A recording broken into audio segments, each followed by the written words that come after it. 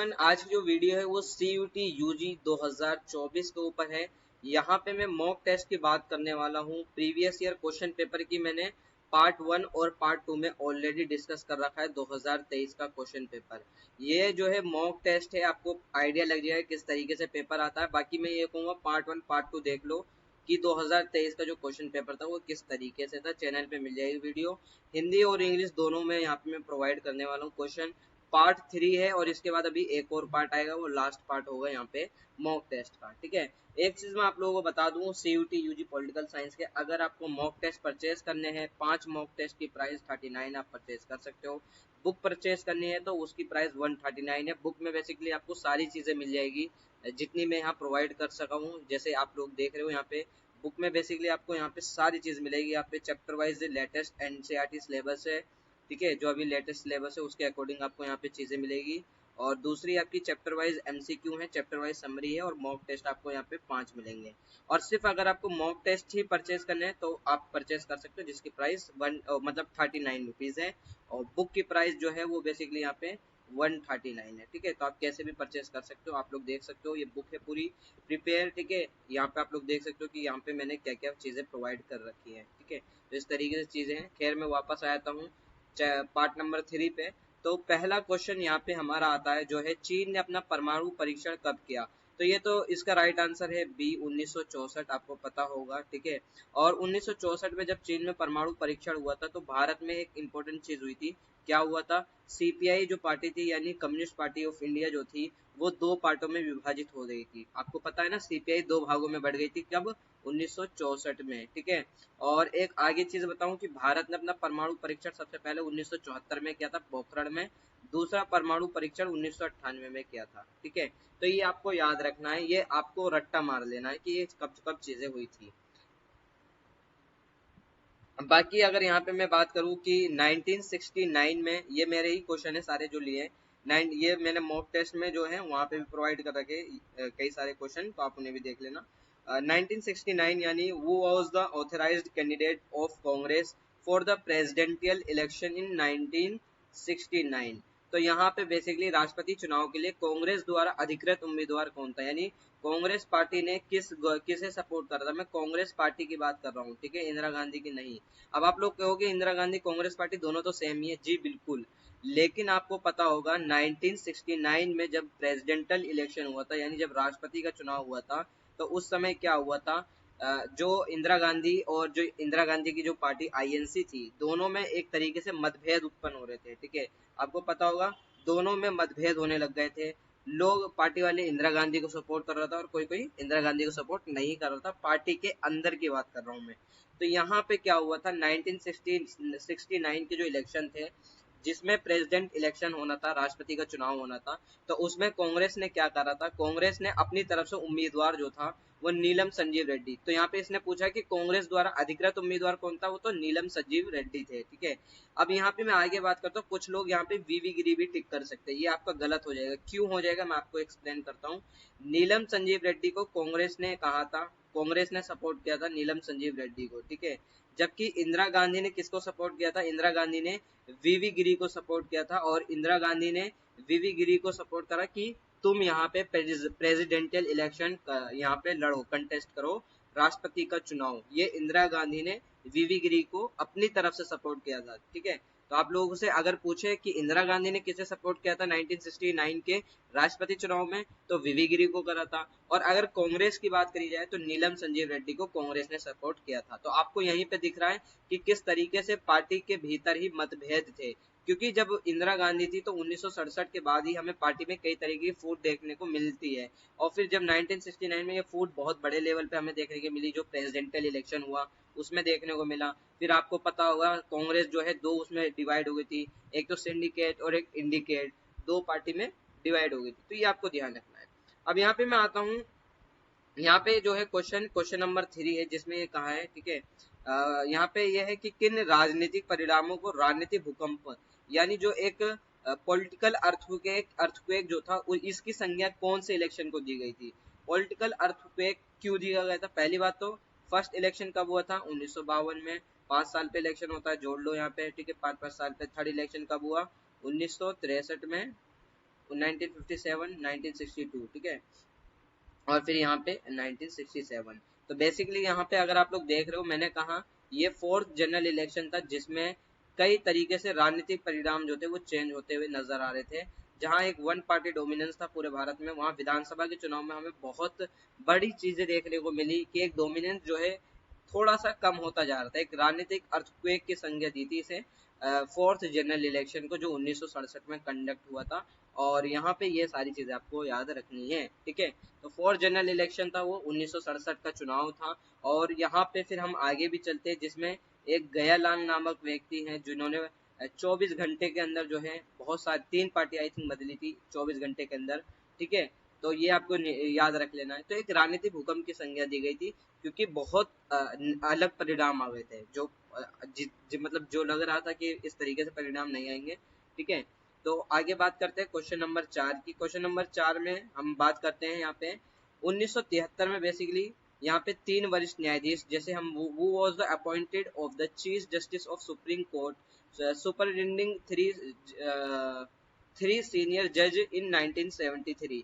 तो बेसिकली 1973 में जो 3 वरिष्ठ न्यायाधीशों की अनदेखी करते हुए सर्वोच्च न्यायालय का मुख्य न्यायाधीश किसे नियुक्त किया गया।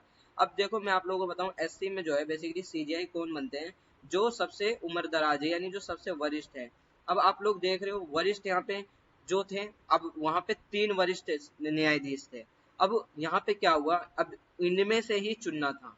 तो इंदिरा गांधी ने क्या करा, इंदिरा गांधी ने 1973 में क्या करा, जो यहाँ पे सीजीआई को जो चुनना था, यानी चीफ जस्टिस ऑफ इंडिया को जिन्हें चुनना था, इन्होंने चुन लिया एएन रॉय को। जबकि एएन रॉय जो है सबसे वरिष्ठम नहीं थे, सबसे वरिष्ठम नहीं थे, इनसे ऊपर के 3 लोग और थे वरिष्ठम, यानी एक तरीके से इनसे ऊपर के 3 और सीनियर जज थे, लेकिन उन्हें नियुक्त नहीं किया गया। तो ये अनदेखी करी गई। इंदिरा गांधी ने एक तरीके से कहा जाता है कि अपने लिए एन रॉय को चुना है, ठीक है। तो ये आपको ध्यान रखना है, 1973 के इलेक्शन में एन रॉय को चुना गया था, ठीक है। तो ये आपको ध्यान रखना है, वरिष्ठम न्यायाधीशों की अनदेखी करी गई थी, क्योंकि मैंने कहा इनसे ऊपर के 3 जज और थे जिन्हें नियुक्त किया जाना था, लेकिन अनदेखी करते हुए यहाँ पे जस्टिस एन रॉय को चुना गया, ठीक है। तो ये ध्यान रखना है।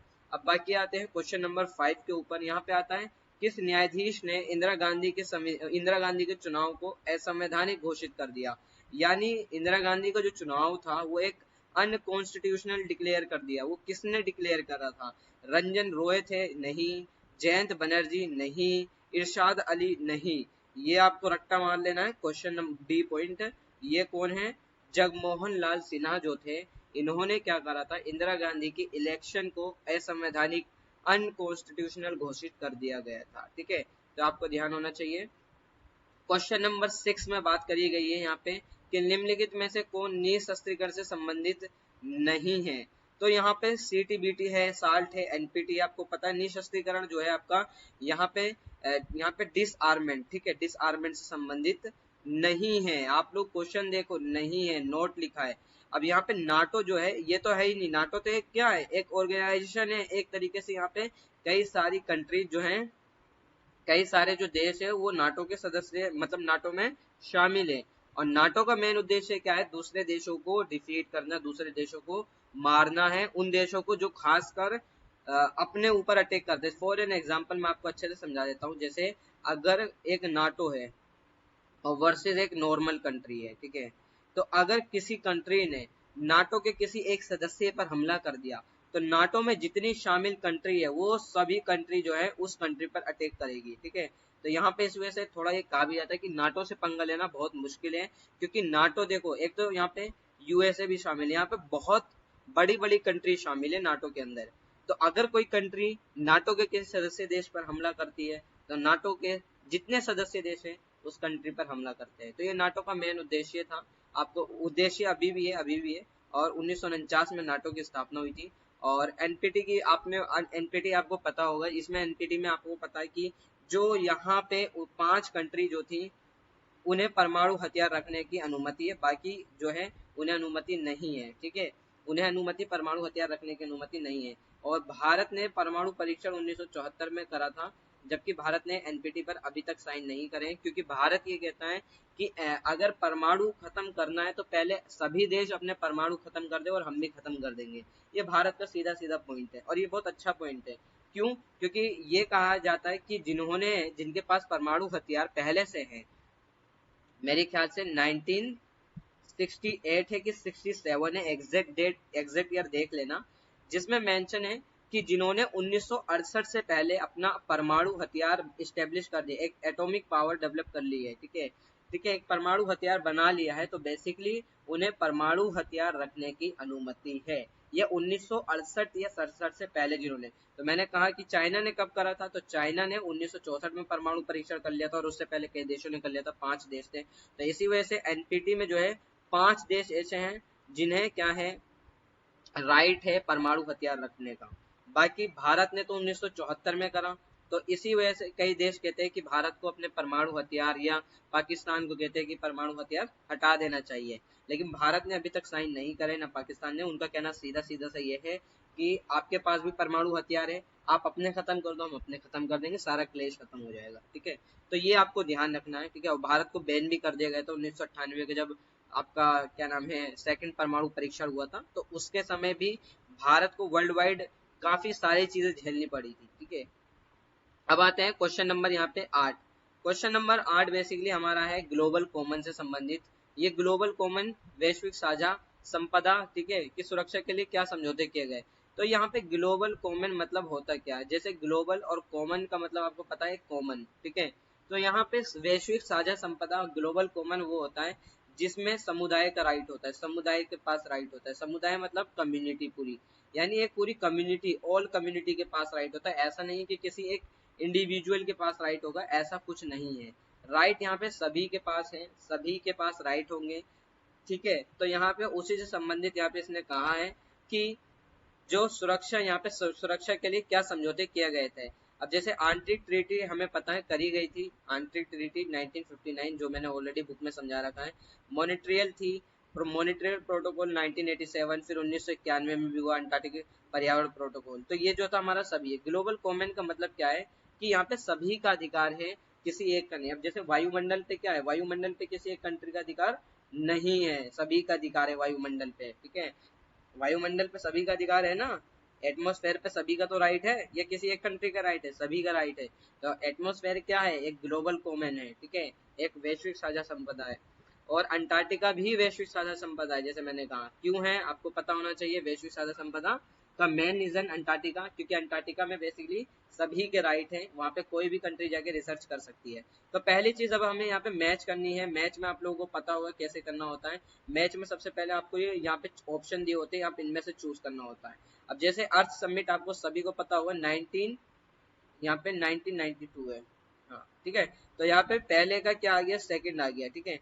तो यहाँ पे तो ए तो कट जाएगा, क्योंकि ए में यहाँ फर्स्ट दे रखा है, यहाँ पे सेकंड है। अब यहाँ पे ए में थर्ड दे रखा है, तो बेसिकली हमारा ए और डी ये दोनों कट हो गए। अब हमारे पास ऑप्शन बचा बी और सी। बी और सी में देखते हैं। अब क्योटो प्रोटोकॉल कब हुआ, 1987 में हुआ, तो ए का 4 आ गया, अभी बी का 4 आ गया यहाँ पे। सॉरी क्योटो प्रोटोकॉल जो है 1997 में हुआ था, हाँ क्योटो प्रोटोकॉल 1997 में हुआ था, 1997 में, सॉरी, ठीक है। तो 1997 में हमारा क्योटो प्रोटोकॉल हो गया, तो बी का थर्ड हो गया। तो यहाँ पे आगे आपको सोल्व करने की जरूरत ही नहीं, क्योंकि हमें आंसर खुद ही मिल गया। तो यहाँ पे B is the right answer, लेकिन आप चेकआउट भी कर लो आगे। अब यहाँ पे सी का जैसे 4 है, तो मॉनिट्रियल प्रोटोकॉल कब हुआ था हमारा, यहाँ पे हुआ था हमारा यहाँ पे 1987 में, और अंटार्कटिका हमारा 1959 में, जैसे ऊपर भी यहाँ मैंने मेंशन कर रखा है, ठीक है। तो ये चीजें हैं। बाकी अगर हम बात करें क्वेश्चन नंबर 10 की, तो क्वेश्चन नंबर 10 हमारा है निम्नलिखित में से कौन सा ऐसा आर्टिकल है जो इंटरनेशनल इंटरनेशनल पॉलिसी से संबंधित है, अंतरराष्ट्रीय नीति से संबंधित है। तो वो आर्टिकल कौन सा है, तो आप बताओ। आर्टिकल नंबर 14 होगा नहीं। आर्टिकल नंबर 14 क्या कहता है, राइट टू इक्वेलिटी की बात करता है, समानता की बात करता है, ठीक है। और आर्टिकल नंबर यहाँ पे 49 क्या है, आप बताओ जल्दी।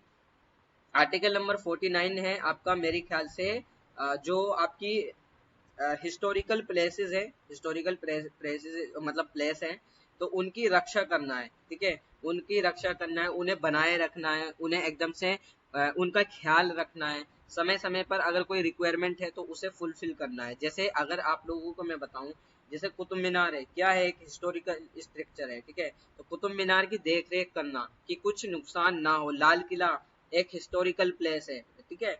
तो तो ये आपको जो है हिस्टोरिकल प्लेसेस की हमें देख रेख करना है, कोई गलत चीजें ना हो, अगर कोई चोरी डकैती ना हो उन हिस्टोरिकल प्लेसेस में, अगर कोई रिकंस्ट्रक्शन की बात होती है तो वहाँ पे रिकंस्ट्रक्शन किया जाना चाहिए, ठीक है। तो ये आर्टिकल नंबर 49 है।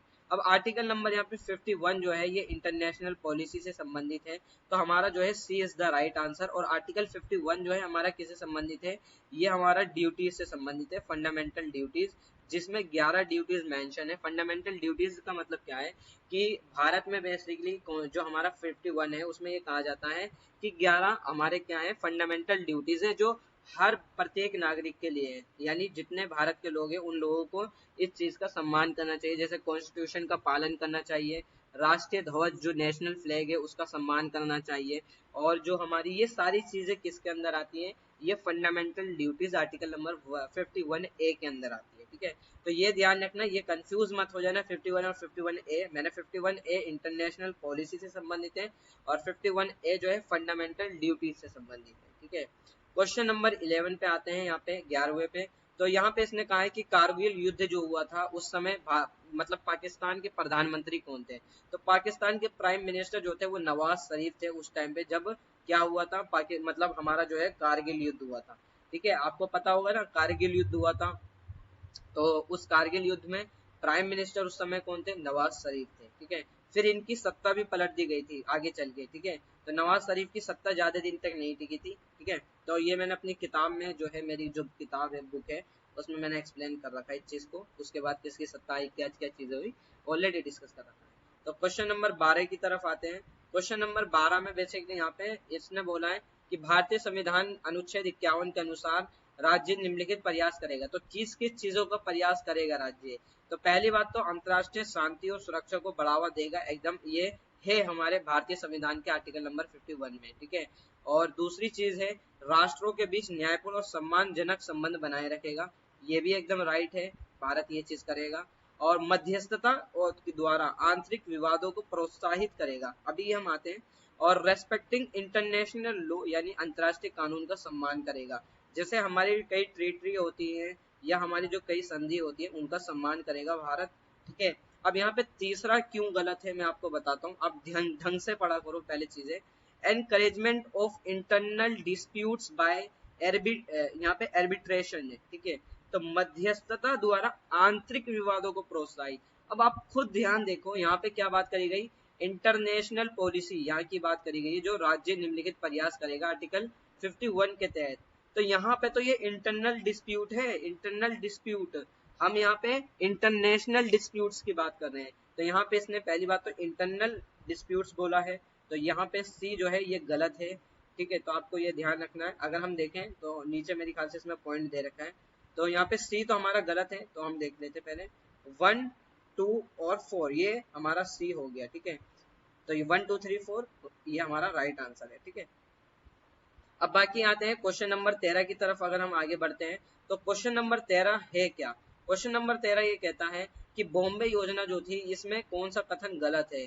पहली बात आपको ध्यान रखना है, रोंग आइडेंटिफाई करना है। अब बॉम्बे प्लान कब आया था पहले ध्यान से समझ लो, बॉम्बे प्लान आया था 1944 में आया था, और इसे जो है भारत के जो पूंजीपति लोग थे जिन्हें हम उद्योगपति कहते हैं या बिजनेसमैन कहते हैं, इन्होंने ये जो ये क्या नाम है ये खाका जो था प्रोवाइड किया था भारत को, और ये कहा था कि इस पॉलिसी को अपनाओ, ठीक है।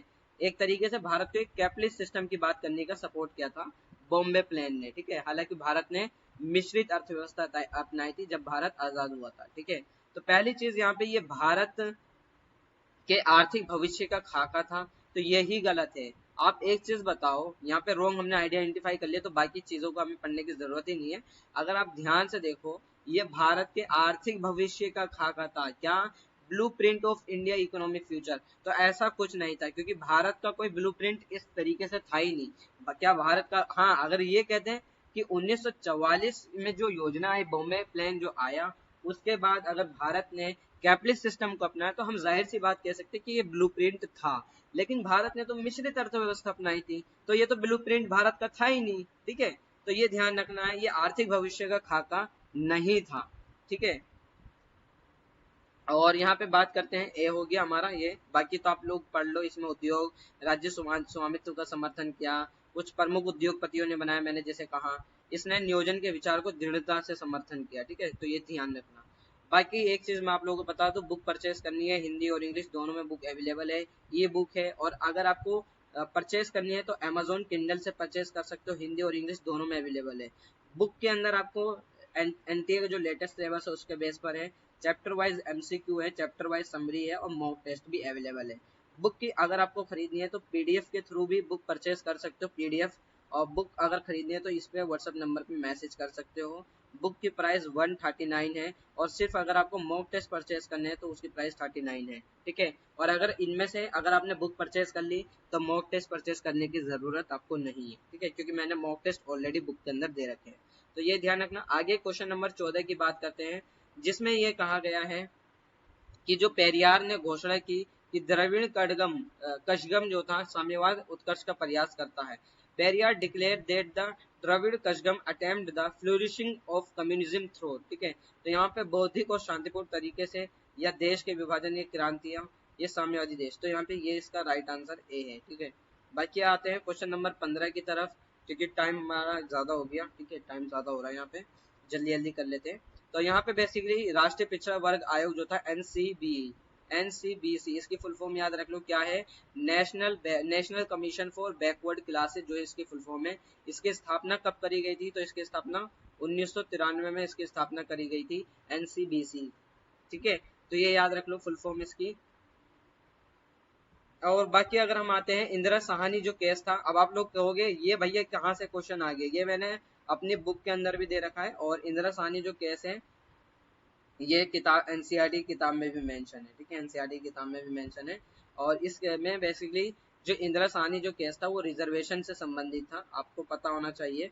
जब भारत में ओबीसी जो थी, ओबीसी हो गया, या भारत में जो मंडल आयोग था, तो जब उसने अपनी रिपोर्ट दी थी तो उसे जब इम्प्लीमेंट कर दिया गया तो बाद में एक केस भी हुआ था कि क्या नाम है, ये चीज गलत हो रही है। ठीक है, जो आरक्षण है वो ठीक तरीके से नहीं देना चाहिए, आरक्षण से रिलेटेड था बेसिकली, आरक्षण नहीं दिया जाना चाहिए, वो बहुत सारी चीजें हुई थी। तो ये जो था बेसिकली आरक्षण से संबंधित था। तो बेसिकली इंदिरा साहनी जो केस था वो रिजर्वेशन से संबंधित है, इंदिरा साहनी केस। तो रिजर्वेशन इसका राइट आंसर है, पंचायत है ही नहीं इसमें और महिला संगठन भी नहीं है। ठीक है, तो यहाँ पे हो गया बी हमारा।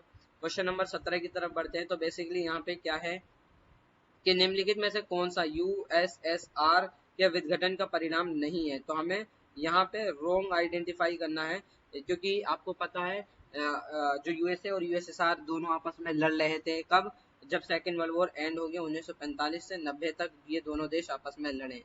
पूरे दुनिया को इन्होंने जो है पूरे आपस में बांट दिया, डिवाइड कर दिया। कुछ यूएसए को सपोर्ट कर रही थी, कुछ यूएसएसआर को सपोर्ट कर रही थी। इसे मैंने बहुत अच्छे से लेक्चर में समझा रखा है। यूएसए यूएसएसआर आइडियोलॉजिकल वॉर थी, टेंशन क्रिएट हुई थी, क्यूबा मिसाइल संकट हुआ, जो मैंने पार्ट 1 में डिस्कस कर रखा है। ठीक है, पार्ट 1 की वीडियो आप चेकआउट कर लेना। तो यहाँ पे बेसिकली अमेरिका वैचारिक युद्ध था, ये एकदम राइट आंसर है। और यहाँ पे change the balance power in world order, विश्व व्यवस्था में शक्ति संतुलन में बदलाव हुआ। क्या उन्हें जब विघटन हुआ, आपको पता है वर्ल्ड ऑर्डर में चेंजेस देखने को हमें मिले कि नहीं मिले, एकदम करेक्ट। क्यों, जब 1990 में 1991 में जब क्या नाम है यूएसएसआर का विघटन हो गया, तब हमने देखा कि ये जो यूएसए है वो एक सुपर पावर बन गया, एक सुपर पावर बन गया यूएसए। ठीक है, एक सुपर पावर के रूप में यूएसए पूरे वर्ल्ड में उभरा। जहां पहले कुछ कंट्री यूएसएसआर का सपोर्ट कर रही थी, कुछ किसी और को, कुछ किसी और को, वहीं पे यूएसए का जो शक्ति संतुलन था, बैलेंस ऑफ पावर जो है, हमें वर्ल्ड में चेंज होने को देखने को मिलता है। अब यूएसए की तरफ ज्यादा झुकाव हमें देखने को मिला। तो विश्व व्यवस्था में सुपर पावर फिर अमेरिका बन गया, हमने देखा। और यहाँ पे CIS का जन्म हुआ, आपको पता है, कॉमनवेल्थ ऑफ इंडिपेंडेंस स्टेट्स का जन्म हुआ, आपको पता होना चाहिए। और मिडल ईस्ट का संबंध तो इससे है ही नहीं। तो यहाँ पे इसने रोंग कथन पूछा था, तो रोंग में तो यहाँ पे सी इसका राइट आंसर है। ठीक है, तो ये हो गया हमारा। अब क्वेश्चन नंबर 18 की बात करते हैं कि दुनिया का पहला बिजनेस स्कूल कब स्थापित किया गया, तो इसका राइट आंसर है यहाँ पे 1881। ठीक है, बाकी अगर हम यहाँ पे बात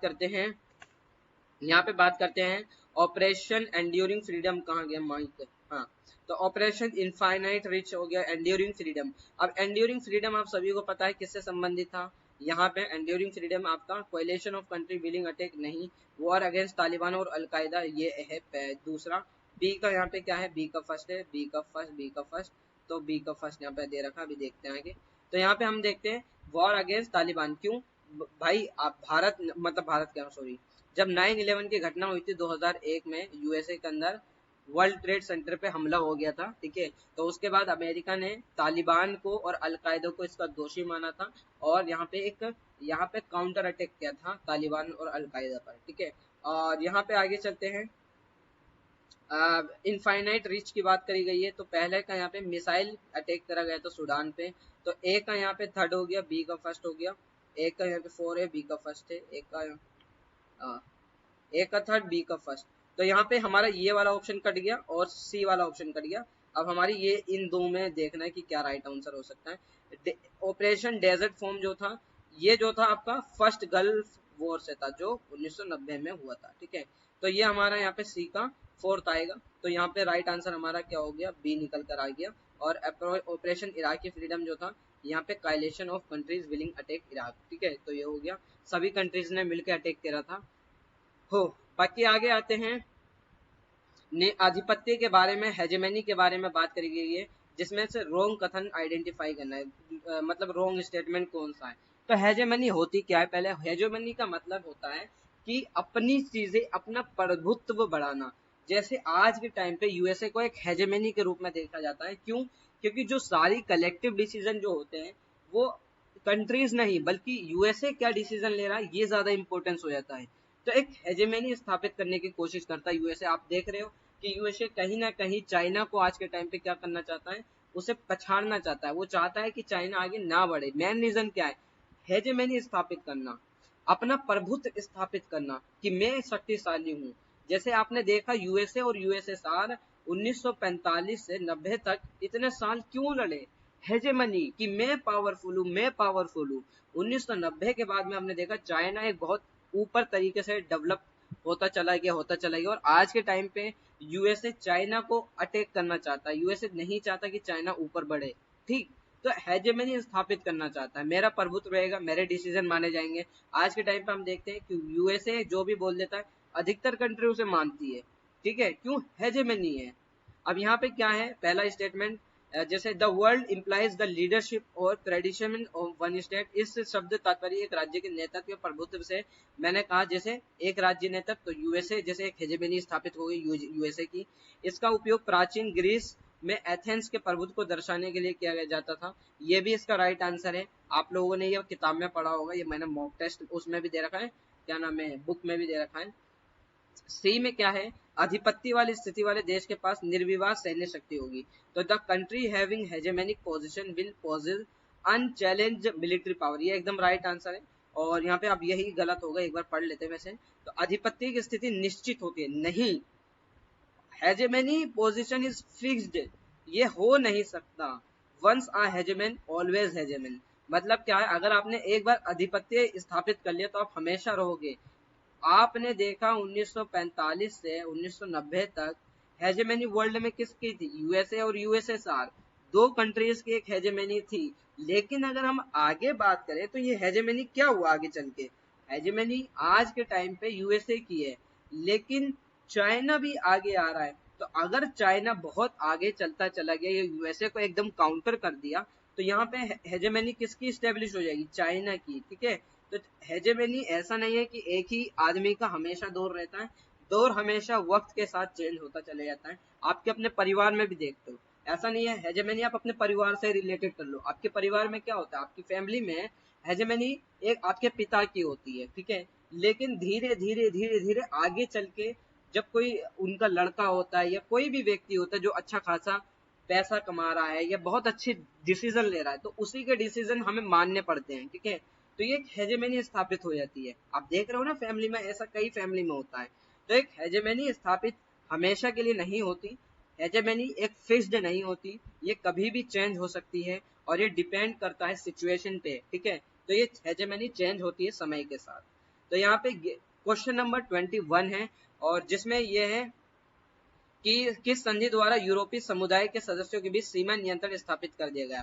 ये मोस्ट इंपोर्टेंट क्वेश्चन है, और इस चीज को मैंने अपनी बुक में प्रोवाइड कर रखा है, और इसमें मैंने बता रखे कि कौन कौन सी वहां पे आपका जो ट्रीटी थी या जो संधि थी वो कौन कौन सी थी, मैंने अच्छे से बता रखा है, ठीक है। तो यहाँ पे ट्रीटी पूछा है कि कौन सी ट्रीटी थी, तो यहाँ पे पहली बात तो वो था शेंगेन समझौता। अब शेंगेन समझौता का मतलब क्या है, शेंगन समझौता जो आया था इसमें बेसिकली यह था कि जो यूरोपियन कंट्रीज हैं इनमें आपस में किसी भी तरह की बॉर्डर नहीं होगा, ठीक है। आपस में एक एक यहाँ पे पासपोर्ट होगा और ये जो है पूरे यूरोप में घूम सकते हैं। अब एक और चीज मैं बता दूं, जो यूरोपियन यूनियन है अभी करंटली 27 स्टेट है, यानी 27 कंट्रीज शामिल हैं किसके अंदर, यूरोपियन यूनियन के। आप ये मत सोच रहे हैं कि 28 है, अगर करंटली पूछे तो 27 इज द राइट आंसर।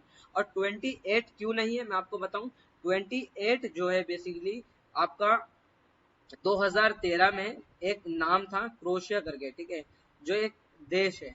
तो क्रोशिया जो था लास्ट देश था जो जुड़ा था, यूरोपियन यूनियन का पार्ट बना था। लेकिन फिर बाद में आगे चल के जो है यूनाइटेड ब्रिटेन जो है बेसिकली ब्रिटेन जो है यहाँ पे ब्रेक्सिट सम्मेलन के द्वारा यूरोपियन यूनियन से हट गया। अब जो है ब्रिटेन जो है यूरोपियन यूनियन का पार्ट नहीं है, यूरोपियन यूनियन का सदस्य देश नहीं है। तो अभी टोटल 27 देश है और लास्ट देश 2013 में जुड़ा था इसमें जो था क्रोएशिया नाम का, ठीक है, ये ध्यान रखना आपको।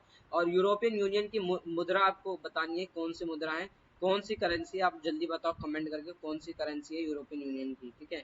तो आप शेंगन समझौता आगे क्वेश्चन नंबर 22 की तरफ बढ़ते हैं कि सिंधु जल समझौती जो 1960 में हुआ, ये भी पूछ सकता है कि सिंधु जल संधि कब हुआ, तो आपको याद रखना 1960। तो आपको पता है ये भारत सरकार के बीच हुआ था और किसके बीच हुआ था, पाकिस्तान के बीच में। आपने अगर नदी का स्ट्रक्चर पढ़ा होगा कि नदी जो है सिंधु नदी वो कहाँ से, इधर से होते हुए निकलती है, पाकिस्तान से होते हुए, ठीक है। तो सिंधु नदी जो है भारत और पाकिस्तान के बंटवारे को लेकर थी, थोड़ा सा इधर हटा देता हूँ, बंटवारे के लोग भारत और पाकिस्तान के जो पानी का जो बंटवारा था उससे रिलेटेड था, जिसमें समझौता किया गया था। और ये जो है याद रखना आपको, भारत और पाकिस्तान के बीच हुआ था ये समझौता, सिंधु जल संधि समझौता, इंडस वाटर ट्रीटी 1960, ठीक है। तो इंडियन गवर्नमेंट और पाकिस्तान गवर्नमेंट के बीच एग्रीमेंट हुआ था ये।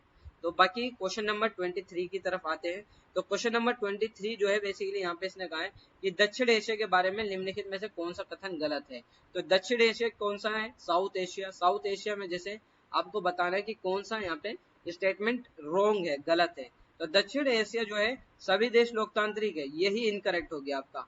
तो राइट आंसर इसका ए हो गया, क्योंकि हमें रॉन्ग आंसर आइडेंटिफाई करना है। अब मैं आपको समझा भी देता हूँ। आप लोग कहोगे भैया साउथ एशिया में तो डेमोक्रेसी है, कैसे डेमोक्रेसी, आप लोग कैसे कह सकते हो। साउथ एशिया में आप लोग देख रहे हो पाकिस्तान को, पाकिस्तान में कई बार गवर्नमेंट जो है चेंज हुई, कई बार गवर्नमेंट जो है, कई बार मिलिट्री फॉर्म आया, फिर कई बार जो है वहां पे संवैधानिक सरकार आई, कॉन्स्टिट्यूशनल गवर्नमेंट आई।